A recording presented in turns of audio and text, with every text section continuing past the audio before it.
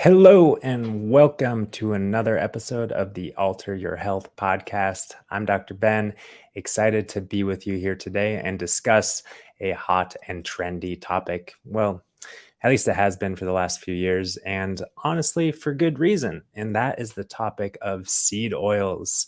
Seed oils are quite the thing to talk about these days in the realm of nutrition and health. And to be quite honest, we being like, whole food plant-based advocates and doctors and lifestylists, we've been talking about avoiding seed oils forever, at least from the beginning of this movement, which we'll talk about scientifically why avoiding seed oils and all oils. We're talking about avoiding all oils. Why avoiding all oils is going to be the healthiest thing to do. So, yeah, that's really the topic of today's episode. That's the title of today's episode. Yes, you should not be eating seed oils, and you shouldn't be eating any oils if your goal is health. So, rather than eating oils, eat the whole plant foods. That's the moral of the story. But we're going to crack into a lot of science, a lot of non-science, a lot of ideas. And what better way to start than going through some fun little memes? So I was searching on Instagram and I searched for seed oil. And to be honest, I thought there were going to be more posts reflecting the popularity of the seed oil conversation. Not quite 15,000 seed oil hashtags, but and then seed oils. Seed oils are poison. That's a good hashtag with over a thousand posts. Seed oil free for sure. Seed oil disrespect. I don't know about that one, but seed oils are toxic. So yeah, this is true. They are. So there's this seed oil hypothesis that I came across, and this is kind of, I guess this is kind of the view, is that seed oils, like the introduction of seed oils into the mainstream diet, if you will, has really been the singular cause to promote a rise in cancer, chronic disease, diabetes, metabolic issues, cardiovascular disease, et cetera, and so on. So you see here that there's this chart that's showing us kind of the rate of diabetes and prediabetes that is really in direct alignment with the introduction and rate of seed oil consumption in the quote unquote Western American sort of diet. For sure, like this, what is this, 1990 something? For sure, seed oils got shoved into a lot of processed and packaged food. And a lot of other things got shoved into processed and packaged foods, like processed and packaged ingredients of all sorts, right? So for sure, seed oils are processed, and any packaged food that you consume is going to contain seed oils. But I like this meme next. Anti-seed oil people are like, oh shit, just found out this stuff is bad for you, and there's this picture of like deep frying in vegetable oil. So let's talk about what seed oils are for a second. Well, seed oil, and like any seed is going to be kind of higher in fat, generally speaking, than grains or vegetables or fruits. It's and that kind of thing. Seeds are kind of a source of fat. So you press the seed and you get the oil from the seed, right? So these seeds can that are commonly used to create oils are things like sesame seed, sunflower seed, rapeseed, which yes, you heard that correct. Rapeseed is actually what canola oil is. Rapeseed, rebranded as canola because that's kind of prettier. But rapeseed and grapeseed and peanut, I guess, is kind of in that realm of seed oil. What about hemp seed? Hemp is a seed. What about flaxseed oil? What about chia seed oil? These are maybe quote unquote healthier seed oils because they're higher in omega-3 fatty acids. But in any event, that's kind of what we're talking about here. That's kind of what we're talking about here. Oh, I just realized I forgot something that I wanted we'll get there. We'll get there. So that's what we're talking about. But there's so many other oil. Like, what about coconut oil? What about avocado oil? What about olive oil? These are some of the, like, a lot of the people are saying, okay, don't eat seed oils. Eat the coconut oil. Eat the avocado oil. Eat the butter. Eat the lard. Eat these sorts of things. And as I am fumbling around here, I want to. Oh shoot. I'm going to do something real quick on my end. I've never had to do this, but I'm doing this because I realized it didn't get into my presentation. So now it will. So thanks for bearing with me, live people and people who are listening to the recording. Oh, we'll get there. So anyways, so here's the seed oil people are like, oh shit, just found out this stuff is bad for you. Yeah, oil and vegetable oils are bad. And we're gonna talk about exactly why that is, but let's just make our way through some more fun little memes here. 8 reasons to avoid seed oils. They're high in linoleic acid. We'll talk a little bit more about that.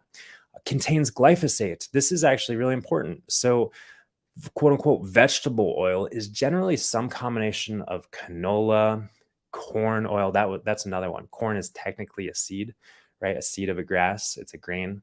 Canola, corn. What else is in? Why am I blanking? Soybean oil. Soybeans are they seeds? I don't know. Soybeans. Anyways, you get the idea. Canola, corn, soy, cottonseed. That's technically in vegetable oil oftentimes. These are all the ones that I listed: canola, corn, soy, and cottonseed. Those are all GMO foods. Like 90% of those crops grown in our country are genetically modified, and they're genetically modified to withstand the harsh effects of glyphosate. So then they grow these plants, and they process the plants, and they refine the plants to make the oil, and they essentially just concentrate all of these toxins in the seed oil. So yes, these conventional seed oils, especially the conventional seed oils, are going to be a rich source of glyphosate for sure. We want to avoid them. RBD, they are refined, bleached, and deodorized. Yeah, they're heavily refined, heavily, there's the plant itself, and then there's the processing of it that introduces more toxicity into that plant product. Taxing to the environment. Okay, for sure. Seed oil toxins are stored in our fat. Yeah, and actually all oils are stored in our fat because oils are 100% pure fat. Seed oil consumption is linked to chronic disease. Yeah, there's certainly some evidence of that. Not the preferred energy source. I completely agree with that. Fats are not the preferred energy source for our bodies. Absolutely. And maybe most importantly, they're addictive and act as a gateway for increased sugar consumption. That's what this graphic states. And for sure, whenever there's oil in a product, you can rest assured, and especially like these really low quality seed oils and refined oils, rest assured there's going to be also refined sugars and refined flours and other toxic ingredients that are actually synthesized and engineered and put together in a way to create this hyperpalatable, addictive response. So yeah, these are good reasons to avoid seed oils. And here's a little post showing us the foods that commonly contain seed oil. Nut butters. This is a big one.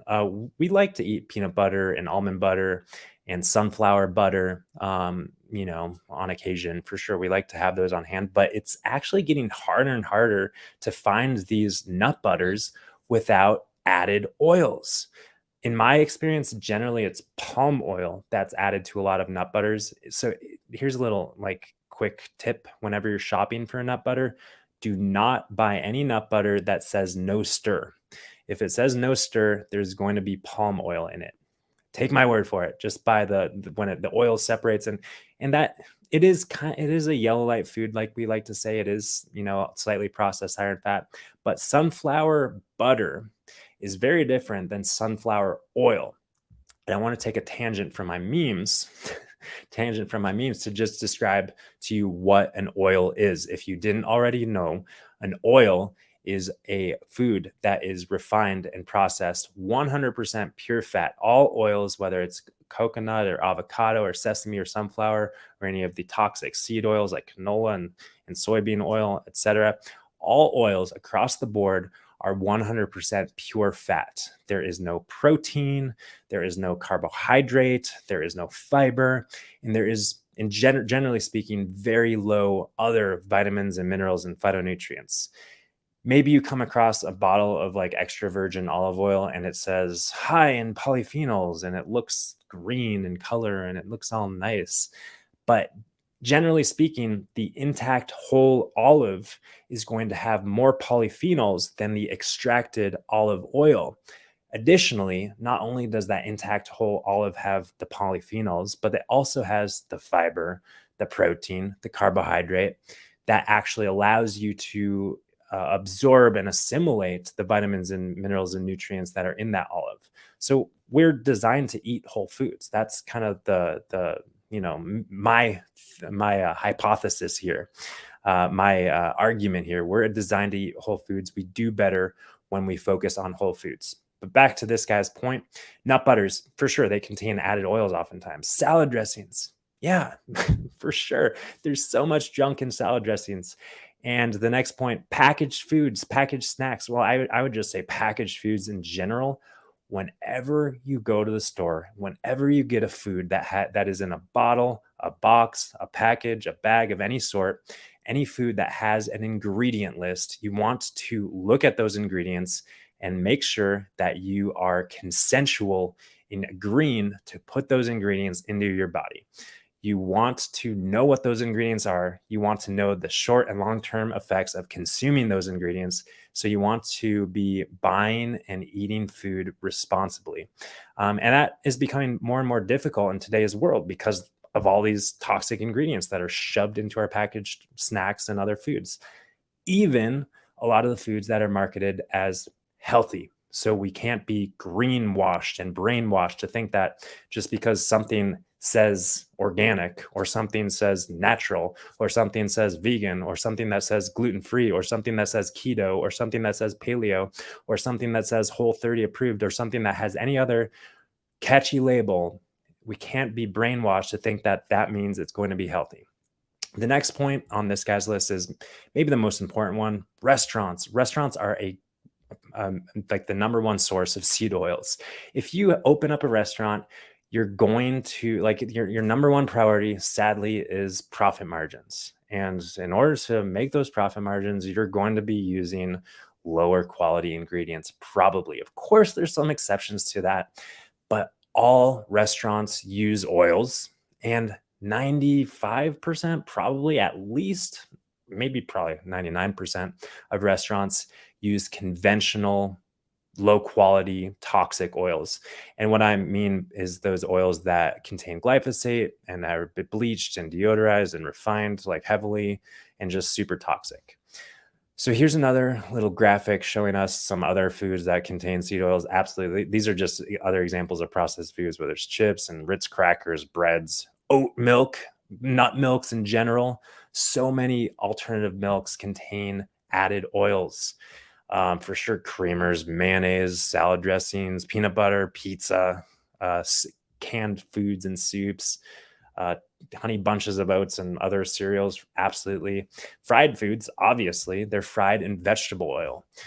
So here's a graphic, and I wish, okay, I'm going to cut myself off here for the time being. And I think that this was an important one because this helps us to kind of understand how these oils compare with one another. And for those of you that are just listening, we're looking at a graphic comparing the fatty acid profiles of different oils, such as canola oil, safflower oil, flaxseed oil, sunflower oil, corn oil, olive oil, soybean oil, peanut oil, cottonseed oil, lard, palm oil, butter, and coconut oil.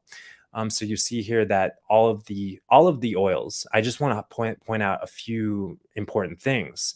Every single one of these, let's just call them processed added fats, contains saturated fat, Every single one of them contains polyunsaturated fats, such as linoleic acid and alpha linolenic acid, and every one contains monounsaturated fats, such as oleic acid. So saturated fat, polyunsaturated fat, monounsaturated fat. I wish I brought up a picture of what distinguishes these fats in terms of like their chemical composition, what they look like. But maybe you already know that a saturated fat is saturated with hydrogens, and a polyunsaturated fat means that it has more than one double bond. And these double bonds can be, at the omega-3 place, or the omega-6 place, or the omega-9 place. Anyways, I don't want to get too much in the weeds of the biochemistry, but the point is that all of these, fatty acids are unique. And the people who are saying, I mean, like, the narrative around seed oils is that generally the seed oils are higher in linoleic acid, which is this omega-6 fatty acid. And you see that's represented as blue if you're looking at the graphic. So we want to be eating foods that are helping to balance our ratios of omega-3 to omega-6 fatty acids.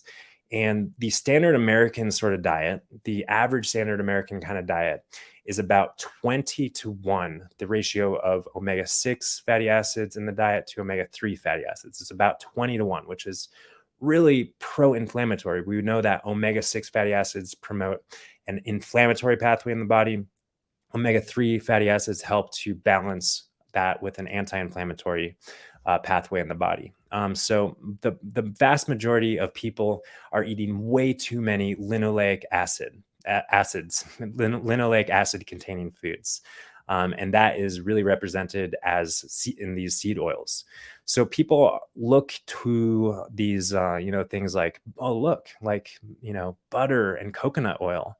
It's barely any linoleic acid, but it's a lot of saturated fat. It's a lot of saturated fatty acids. Maybe a little bit of monounsaturated, but it's primarily saturated fatty acids. So if you don't understand how saturated fatty acids can also be problematic, then it makes sense, if we're wanting to eat less omega-6 fats, then we should eat more saturated fat. But cutting to the chase here, what's better than eating any of these oils on the list, again, is eating the whole foods and getting our fats from whole foods, getting our fats from avocados, from nuts, from seeds, and quite frankly, from any other whole plant food. Even we always like to point out bananas and potatoes and rice and beans. They have fatty acids too. So we don't need to add fat to our food in order to get fat in our nutritional daily eating. So I think that there's also, I'd like to point out in this little graphic how flaxseed oil is actually very unique in the sense that it has tons of alpha linolenic acid. So, as we always recommend, and this is a whole podcast episode in and of itself, in terms of balancing omega-6 and omega-3 fats, but we always recommend that people supplement, quote unquote supplement, but really just eat whole, freshly ground flax seeds. Ideally not flaxseed oil. Just freshly ground flaxseed is going to be favorable than flaxseed oil. And doing so, we get a lot of this anti-inflammatory, if that makes any sense, this great source of alpha linolenic acid, ALA, which is going to drive more of the anti-inflammatory omega-3 pathways in the body. So flaxseed is unique in its rich source of ALA. But back to what I was saying about this ratio of omega-6 to omega-3, the standard American kind of diet is about 20-1 omega-6 to omega-3. We want to be 4-1 omega-6 to omega-3 or less. Ideally, we're closer to 1-1.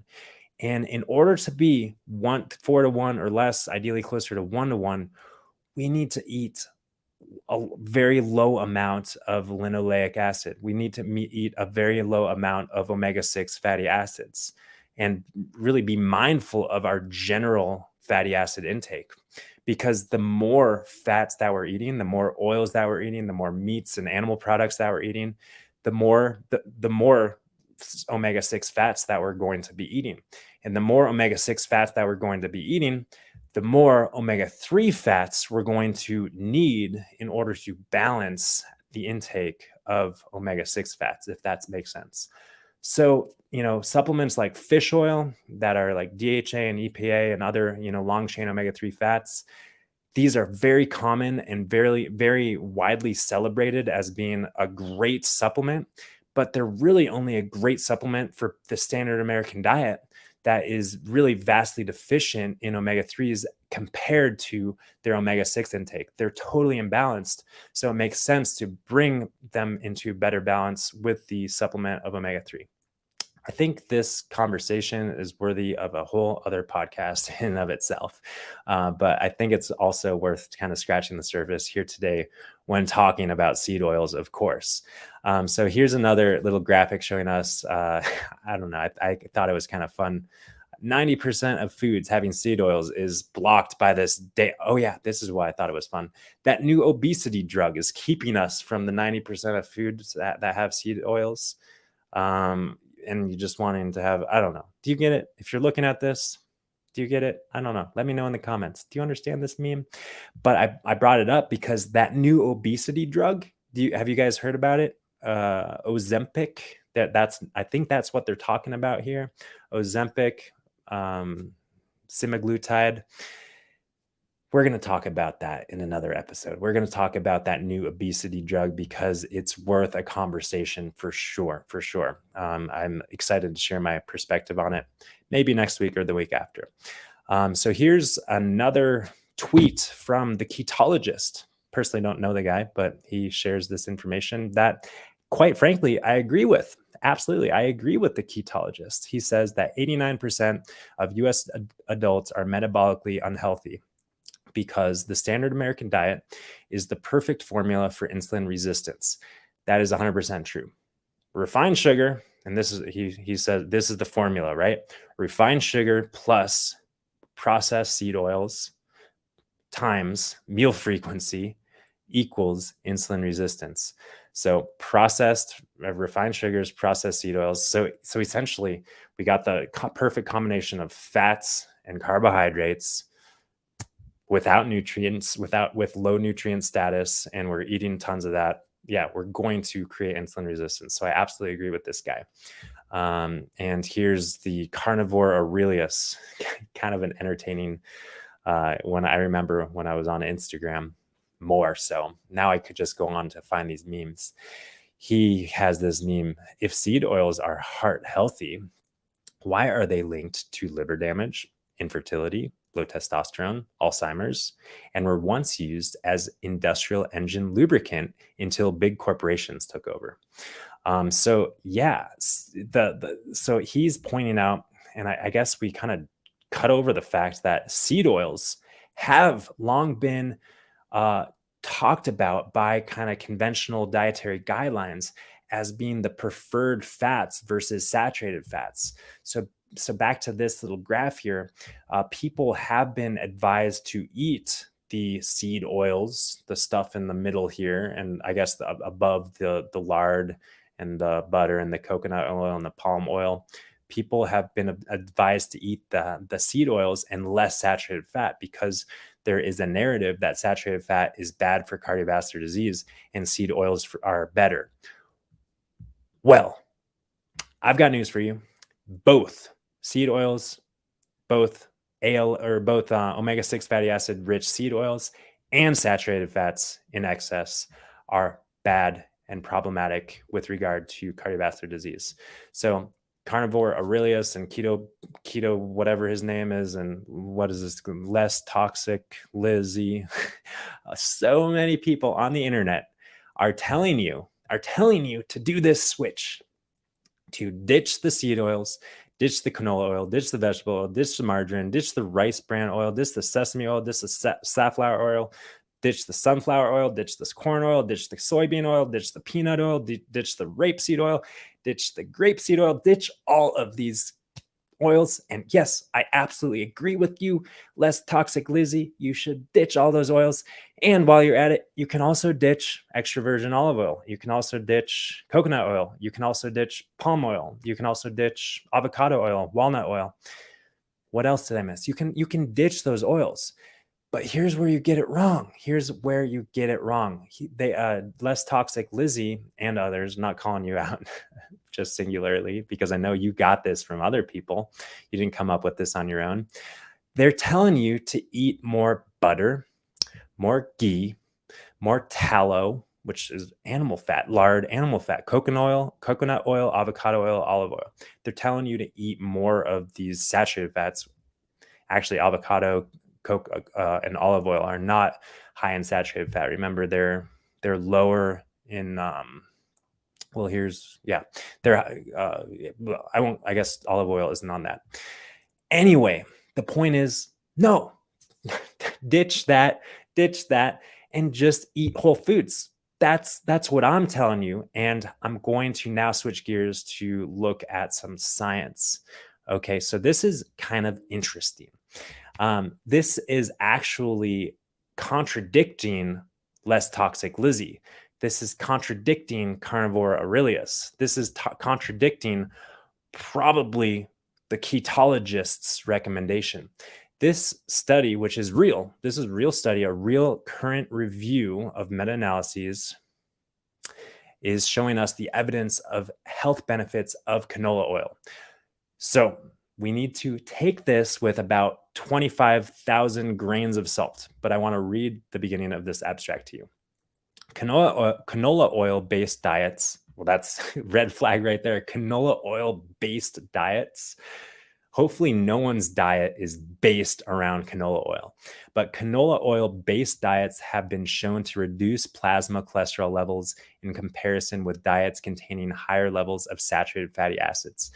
So all we need to know is encapsulated in this first sentence. Canola oil-based diets have been shown to reduce plasma cholesterol levels in comparison with diets containing higher levels of saturated fats. Because the intake of saturated fats, the consumption of saturated fats increases cholesterol levels. And we saw here that our seed oils are lower in saturated fats. So our seed oils are going to have a lower effect in terms of raising our cholesterol levels, compared with animal products, compared with the saturated fats like butter. But what's really important, and hopefully you're catching the drift here, is what's better than the canola oil, what's better than any of the other processed refined oils, what's better than the saturated fats is no refined fats, just whole fats from whole plant foods. So I don't need to go on and read any further. That first sentence of the abstract is enough to understand the problem with a lot of nutritional research. They're comparing apples to oranges when we need to compare apples to bananas, if that makes sense. And this is actually a good one, and I'm going to read this to you. So this is showing us the effect of dietary saturated fat on cardiovascular disease. So you have been told, I trust that you have been told that saturated fat is healthy, because that's where we are in the nutritional trends and the nutritional fads, what's popular, what people like to hear, what's trendy. You have been told that saturated fat is healthy, that butter is back, that we should be eating, less seed oils, less, yes, I agree. We already went over that. We should be eating less seed oils, but you've been told that instead of seed oils, you should be eating more saturated fat. You've been told this. Well, it's not true. What you have been told is simply not true. So, effect of dietary saturated fatty acids on cardiovascular disease. I think that this is worth reading. Dietary guidelines uniformly recommend reducing the intake of saturated fat. Yes, despite the fact that you have been told to eat more of that, dietary guidelines uniformly recommend reducing the intake of saturated fatty acids. there are a large number of observational trials that have shown an association between dietary saturated fatty acid intake and cardiovascular disease. However, there are meta-analyses that have not found any association between dietary saturated fatty acids and cardiovascular disease. So this guy who wrote this article is pointing out the contradiction in the research, the incongruence in the research. There is association and there's not association, but he has a brain and he's articulating the deeper information that is to be gleaned from such research. A possible explanation for this discordance is whether the saturated fatty acid intake in the diet is replaced by polyunsaturated fatty acids versus replaced by carbohydrates. When saturated fatty acids are replaced by polyunsaturated fatty acids, there is a reduction in cardiovascular disease, whereas replacement with carbohydrates has no benefit in cardiovascular disease. However, and this is the most important part, the replacement of saturated fatty acids with high quality carbohydrates may be beneficial. So he's making a few really important distinctions here. He's saying that when we replace saturated fat with polyunsaturated fat, it's actually healthy. It still is, despite the fact that it's toxic, despite the fact that it's horrible. It's still healthier, despite the fact that how trendy it is. It's still healthier to eat polyunsaturated fats than saturated fats. It's still healthier to eat these polyunsaturated fats from plants than saturated fats, which are, let's face it, generally found in animal products. However, what's healthier than that is replacing the polyunsaturated fats with more high quality carbohydrate rich foods. So that's there's a lot of real flaws in nutritional science. A lot of people just equate carbohydrates to refined flour, just equate fats to refined canola oil. The fact is that there is so many nuances in foods. And this guy, despite the imperfection, is doing his best to, elucidate some of these issues in nutritional research. So hopefully you get the idea here. And I do want to end today's podcast by talking about something that I think is maybe the most important thing in this conversation around oils and seed oils and saturated fats, and really the importance of maybe doing your best to not eat the seed oils, not eat the refined stuff, and not eat the refined saturated fat animal-based butters and coconut oils. I guess coconut oil obviously isn't animal-based, but it's definitely more animal-like in terms of its fatty acid content, right? So here is a slide from our Thrive on Plants program that is showing us the difference, or showing us the research of Dr. Caldwell Esselstyn. And people try again to debunk the research that Dr. Esselstyn did 30 plus years ago, but they can't debunk it because it holds true. This is the way to reverse cardiovascular disease. And if you didn't already know, sadly, cardiovascular disease is the #1 killer. And I want to take a closer look at that study, but I also want to first share with you just the sad and scary truth around cardiovascular disease. The #1 symptom, the primary symptom of cardiovascular disease is no symptom at all. People don't know that they have an impending heart attack. They don't know that they have a heart attack, or they don't know that they have cardiovascular disease until they have a heart attack. More than 50% of the people, that's the first sign of any sort of cardiovascular disease. So you hear about people having chest pain or shortness of breath. No, that is far more the case. People don't have any of those symptoms. They just have a heart attack. And what's scarier is that 50% of the time when people have a heart attack, they die.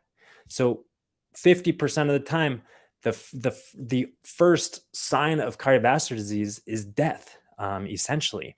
So we want to be proactive to avoid that, to reverse that, assuming that we do have the early stages of cardiovascular disease, because believe it or not, actually, you know, like 7 or 8 year olds have the early stage of fatty streaking in the arteries.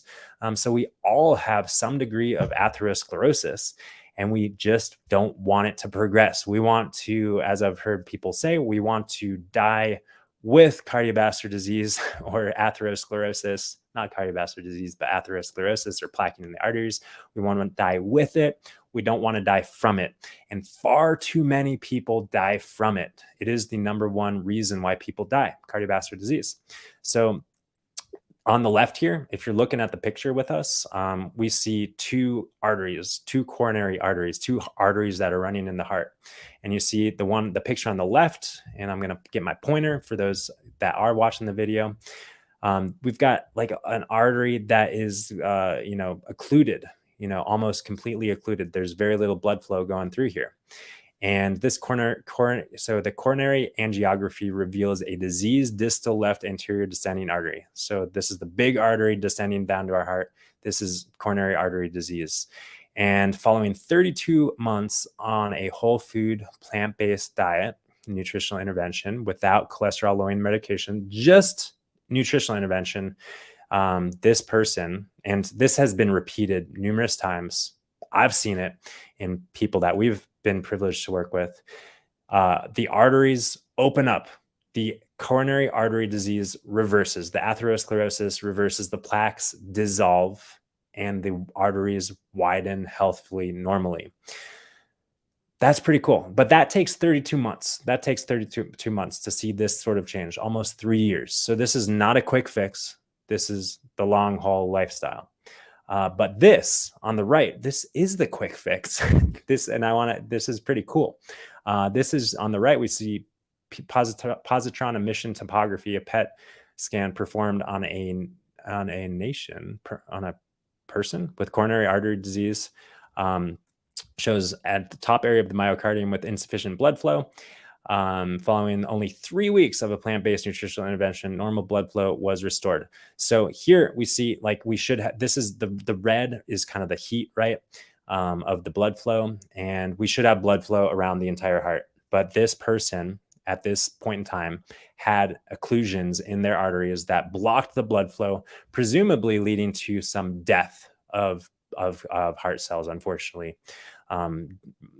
Probably due to some mild heart attack. So that's what's going on here.